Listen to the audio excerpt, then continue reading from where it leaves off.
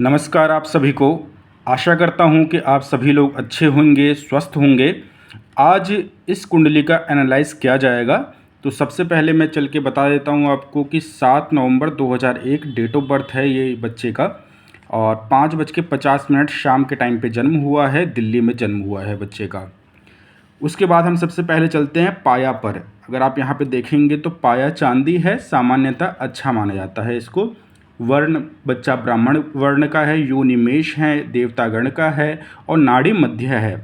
ये मुख्य रूप से कुंडली मिलान के समय पर अधिक जरूरी होती है, या बच्चे की पर्सनैलिटी, उसका व्यवहार या उसका जो स्वरूप है, उसके अंदर की जो शक्ति है, किस प्रकार से किस परिस्थिति में, किस प्रकार की परिस्थितियों में वो किस प्रकार से व्यवहार करेगा, वो इसके माध्यम से जाना जाता है।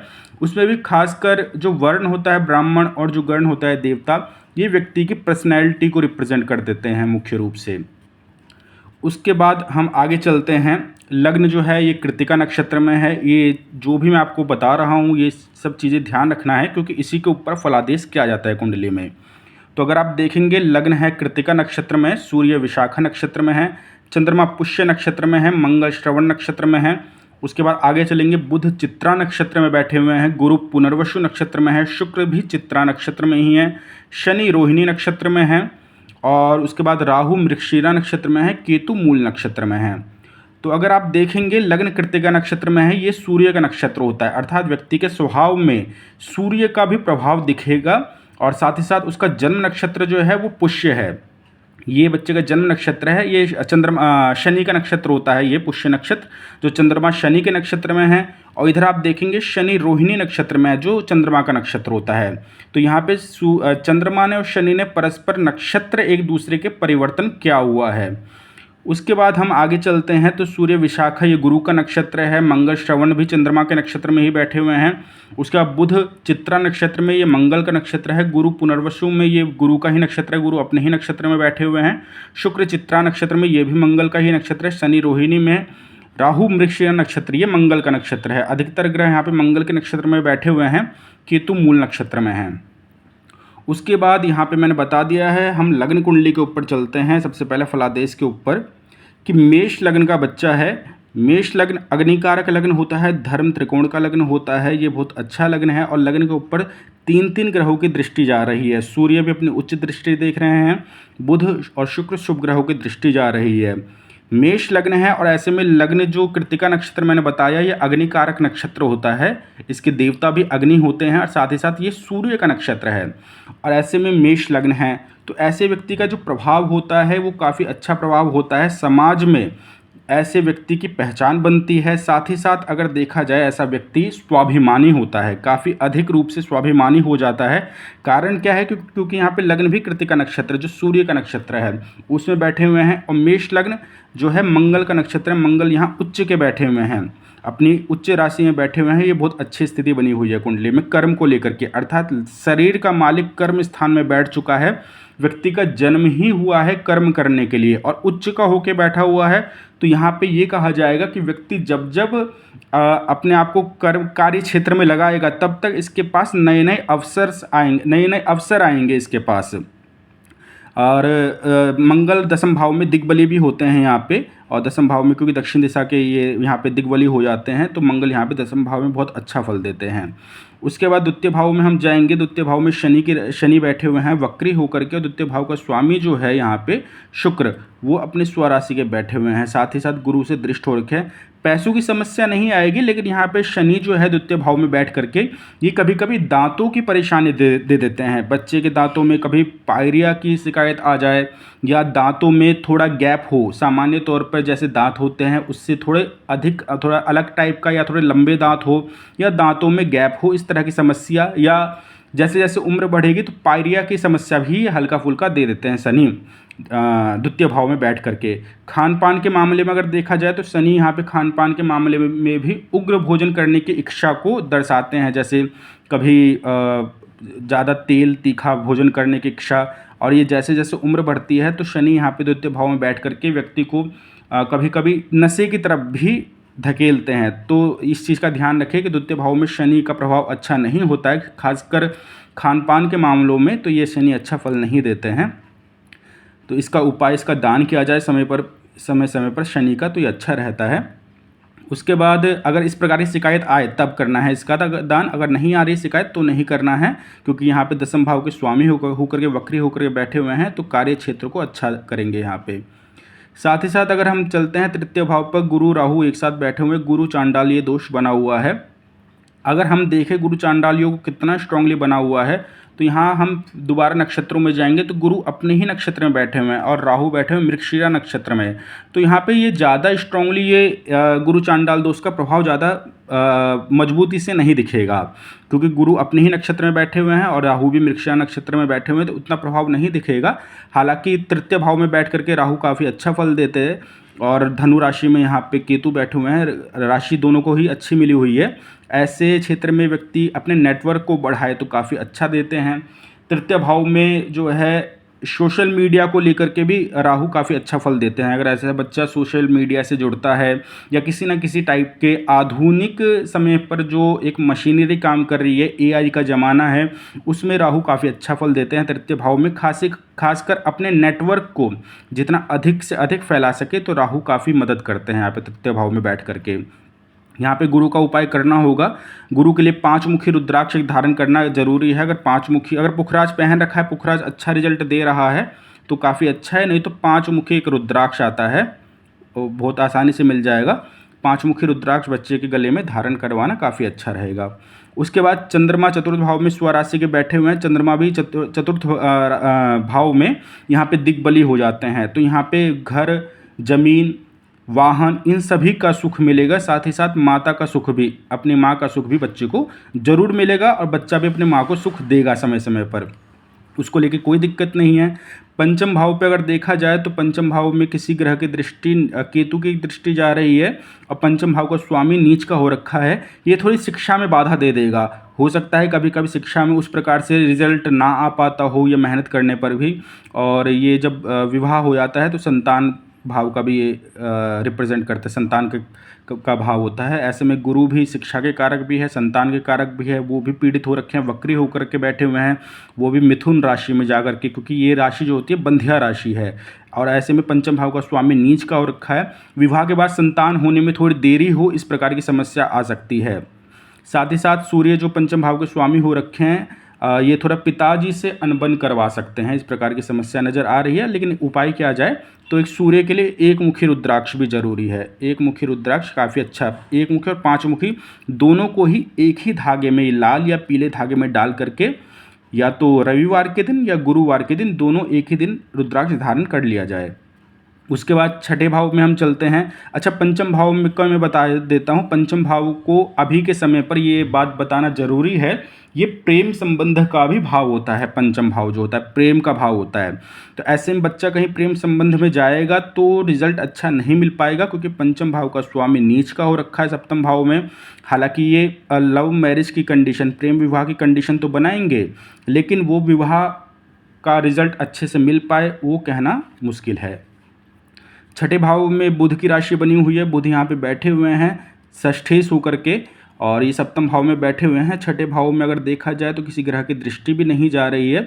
शत्रुहंता योग स्ट्रांगली नहीं बना हुआ है, लेकिन यहाँ से अगर हम यहाँ के पंचम भाव पे चलते हैं, मंगल उच्च के बैठे हुए हैं, तो ये अकेले ही शत्रुहंता योग बना देते हैं। मंगल और सूर्य दशम भाव में व्यक्ति को सामाजिक रूप से, प्रशासनिक रूप से काफ़ी अच्छा रिजल्ट देते हैं, बहुत अच्छा रिजल्ट दे देते हैं ये दशम भाव में। तो अगर छठे भाव में से शत्रुहंता योग नहीं बना हुआ है तो उसको कोई दिक्कत नहीं है। दसम भाव में मंगल भी काफ़ी अच्छा रिजल्ट दे देते हैं। शादी को लेकर दिक्कत नहीं है, शादी के समय पर दिक्कत आती है तो सूर्य का दान करना है, बुध का भी यहाँ पे दान करना है, क्योंकि षष्ठेश होकर के बैठे हुए हैं। बुध एक तरीके से इस कुंडली के लिए मारक ग्रह हैं, छठे भाव के स्वामी होकर के बैठे हुए हैं, तो वैवाहिक जीवन में थोड़ी समस्या दे सकते हैं सूर्य और बुध। तो इनका उपाय किया जाएगा। शुक्र स्वराशि के बैठे हुए हैं, कोई दिक्कत नहीं है। यहाँ पे लगभग केंद्र में देखा जाए तो यहाँ पे चंद्रमा स्वराशि के बैठे हुए, मंगल उच्च के बैठे हुए हैं। ये एक तरीका पंच महापुरुष में एक योग होता है। शुक्र मालव्य नामक दोष बना रहे हैं, बहुत सुंदर कंडीशन बनी हुई है कुंडली में। कई प्रकार के इस बच्चे की कुंडली में 1 2 3 राजयोग ऐसे ही दिख रहे हैं यहाँ पे। साथ ही साथ नक्षत्रों का भी राजयोग जो है इस कुंडली में बना हुआ है।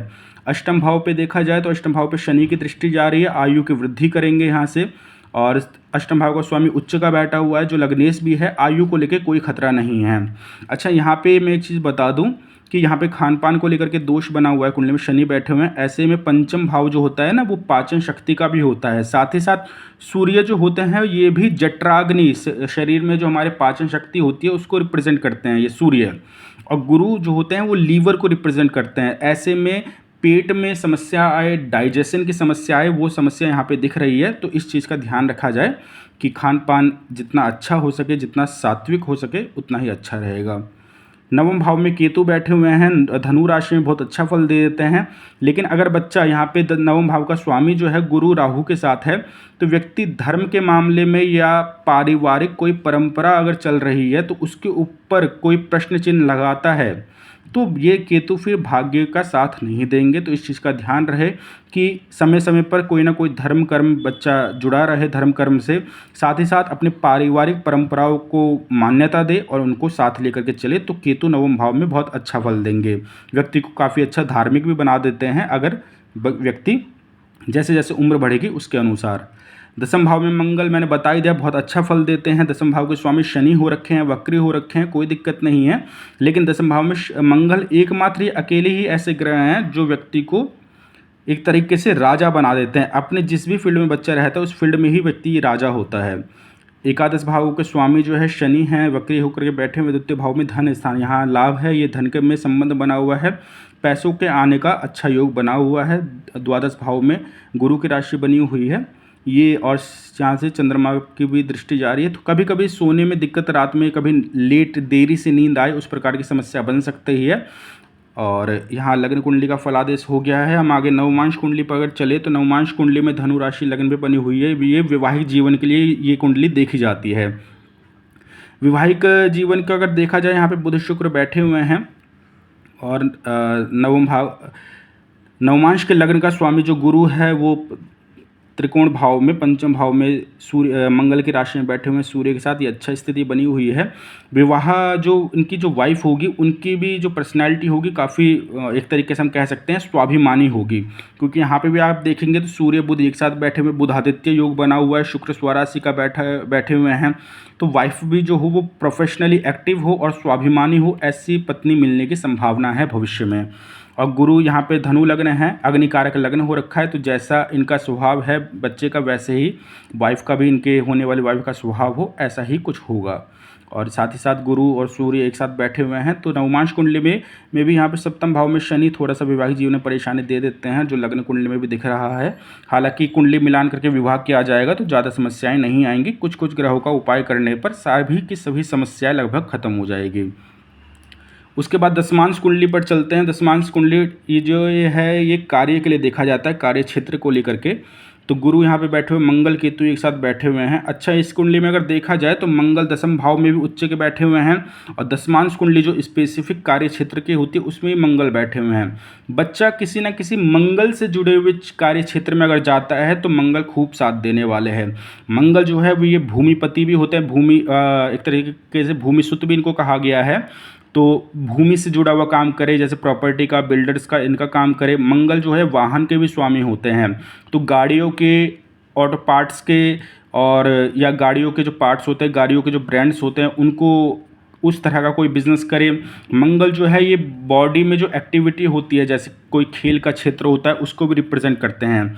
तो स्पोर्ट्स का कोई बिज़नेस करे या स्पोर्ट्स से जुड़ा हुआ कोई बिज़नेस करे तो काफ़ी अच्छा रिजल्ट देंगे मंगल यहाँ पे। साथ ही साथ मंगल जो है जिम को भी रिप्रेजेंट करते हैं, जिम जो बॉडी बिल्डिंग होते हैं उनको रिप्रेजेंट करते हैं। तो मंगल बहुत अच्छा है। इन सब से जुड़ा हुआ कोई बच्चा काम करे तो काफ़ी अच्छा रिजल्ट देंगे। पार्टनरशिप को लेकर के अच्छा योग नहीं बना हुआ है, तो बिजनेस करे तो पार्टनरशिप के ऊपर ज़्यादा डिपेंड ना हो, सभी कंट्रोल अपने हाथ में रखे तो ज़्यादा अच्छा रहेगा। ये तो पार्टनरशिप में कभी कभी समस्याएं आएंगी। हालांकि कुंडली में धन को लेकर के, दशमांश कुंडली में कार्य क्षेत्र को लेकर कोई समस्या नहीं दिख रही है, तो कार्य क्षेत्र को लेकर के यहाँ पे अच्छी स्थिति नज़र आ रही है। ये चतुर्थांश कुंडली है, भाग्य के लिए देखा जाता है मुख्य रूप से, क्योंकि यहाँ पे नवम भाव में मैंने केतु का बताया था। तो यहाँ पे मैंने जब देखा कुंडली तो यहाँ पे भाग्य को लेकर कोई समस्या नहीं दिख रही है। साथ ही साथ चतुर्थांश कुंडली जो होता है ये एक तरीके से भूमि सुख, प्रॉपर्टी का कितना सुख मिल सकता है, जीवन में कितनी प्रॉपर्टी बन सकती है, उसके लिए भी देखा जाता है। तो चतुर्थांश कुंडली भी मुझे काफ़ी अच्छी लगी है। चतुर्थ भाव में मंगल सूर्य एक साथ बैठे हुए हैं, मंगल स्वराशि के सूर्य उच्च के बैठे हुए हैं। तीन तीन शुभ ग्रह दशम भाव में बैठे हुए हैं। भूमि से जुड़ा हुआ कोई भी किसी भी प्रकार का सुख होता है वो सभी इस बच्चे को प्राप्त होगा। सप्तमांश कुंडली जो देखा जाता है वो खासकर विवाह के बाद संतान के लिए देखा जाता है। तो जैसा मुझे यहाँ पे समस्या दिखी संतान होने को लेकर के कि संतान देरी से हो या विवाह के बाद संतान जो इनकी वाइफ कंसीव करेगी तो जल्दी से गर्भ ठहरे नहीं, उस तरह की समस्या आ सकती है। तो जब मैंने सप्तमांश कुंडली भी यहाँ पे बना दिया तो मुझे वो परेशानी उतनी गंभीर रूप से नहीं दिखाई दे रही है। तो सप्तमांश कुंडली में भी संतान योग अच्छा दिख रहा है, तो ये भविष्य में इस प्रकार की समस्याएं नहीं आएंगी। कुंडली मिलान करके विवाह किया जाए तो काफ़ी अच्छा रहेगा। और इसका ये मुख्य रूप से गुरु का और सूर्य का उपाय किया जाए, क्योंकि कुंडली के प्रमुख कारक ग्रह है। इस त्रिकोण का स्वामी भी सूर्य नीच के हो गए हैं, इस त्रिकोण का स्वामी भी राहु के साथ है। तो एक तरीके से दोनों जो धर्म त्रिकोण हैं यहाँ पे पीड़ित हो रखे हैं। तो इस प्रकार से धर्म को लेकर के अगर बच्चा किसी भी प्रकार का कोई प्रश्न चिन्ह लगाता है पूजा पाठ को लेकर के, चाहे किसी भी प्रकार के जो भी धार्मिक कार्य होते हैं, अगर उसमें प्रश्न चिन्ह लगाएगा तो भाग्य यहाँ पे साथ नहीं देगा। और जितना ही उन सब चीज़ों में सहयोग करेंगे तो उतना ही भाग्य का यहाँ पे साथ मिलेगा।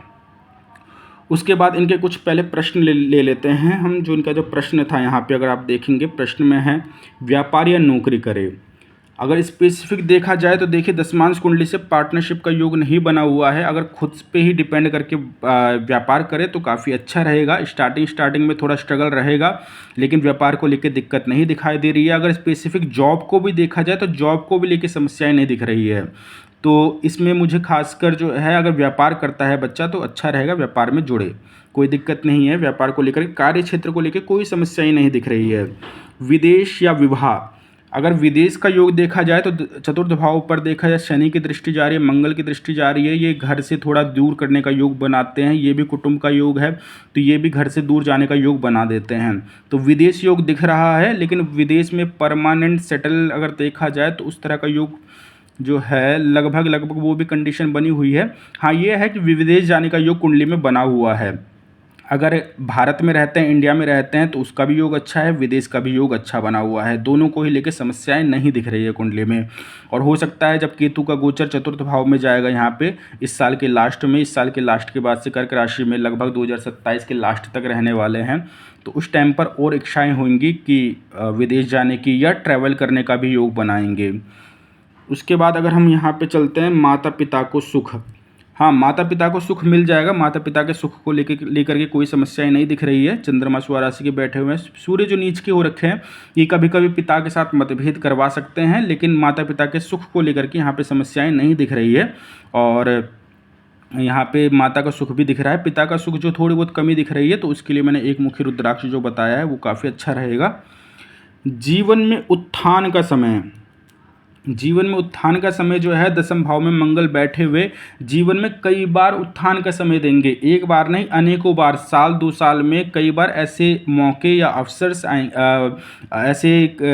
या अवसर आएंगे जिस टाइम पर बच्चे को जीवन में ऊंचाई पर जाने का कई तरह से मौका मिलेगा। तो ये मंगल दशम भाव में, सूर्य दशम भाव में या गुरु दशम भाव में जब रहते हैं, पुरुष ग्रह हैं ये मंगल सूर्य गुरु, तो जीवन में कई बार ऐसे अवसर आते हैं कि बच्चा एक के बाद सीधा डायरेक्ट जो है 10वीं सीढ़ी पे चढ़ जाता है। इस तरीके का कई बार मंगल अवसर देंगे जीवन में। और जीवन में उत्थान को लेकर कोई दिक्कत नहीं है। दशाएं जो है यहाँ पे अगर देखा जाए तो बुध में गुरु के अंतर दशा चल रही है, फिर बुध में शनि के अंतर दशा चलेगी। तो डायरेक्टली दशाएं जो है ये सपोर्टिव नहीं कहूँगा मैं कि स्पेशली अगर दशा के ऊपर डिपेंड रहा जाए तो वो नहीं है, पर ट्रांजिट के ऊपर जो गोचर कुंडली होती है उसके ऊपर अगर डिपेंड रहा जाए तो ये मंगल दशम भाव में बैठ करके काफ़ी अच्छा रिजल्ट देंगे। उसके बाद यहाँ पे और कोई इनका प्रश्न नहीं है। लगभग मैंने एक कवर कट लिया है जो भी था इनका। बुध में गुरु के अंदर दशा चल रही है, स्वास्थ्य का ध्यान रखें। बुध में शनि के अंदर दशा भी चलेगी तो स्वास्थ्य का इस टाइम पे ध्यान रखना है। समय समय पर हल्का फुल्का स्वास्थ्य को लेकर के समस्या आएगी, उसमें पेट का विशेष ध्यान रखना है। पेट से जुड़ी हुई कोई समस्या आ सकती है। गोचर में बात करें गुरु शनि राहु केतु का, तो यहाँ पे अगर आप देखेंगे गुरु का गोचर कर्क राशि पर आ चुका है। कर्क राशि चतुर्थ भाव में बनी हुई है। यहाँ पे घर जमीन से जुड़ा हुआ कोई सुख बच्चे को मिलने वाला है, या किसी न किसी प्रकार से किसी कुछ नया स्थापना करने की इस प्रकार की स्थिति बनेगी, या गाड़ी का ही सुख हो, कोई गाड़ी खरीदने की प्लानिंग करे, इस प्रकार का सुख जो है वो मुझे नज़र आ रहा है इस टाइम पर। दशाएं तो डायरेक्टली सपोर्टिव नहीं कर रही है, पर गोचर जो है सपोर्ट कर रहा है। उसके बाद अगर बात किया जाए यहाँ पर, तो इनका देखते हैं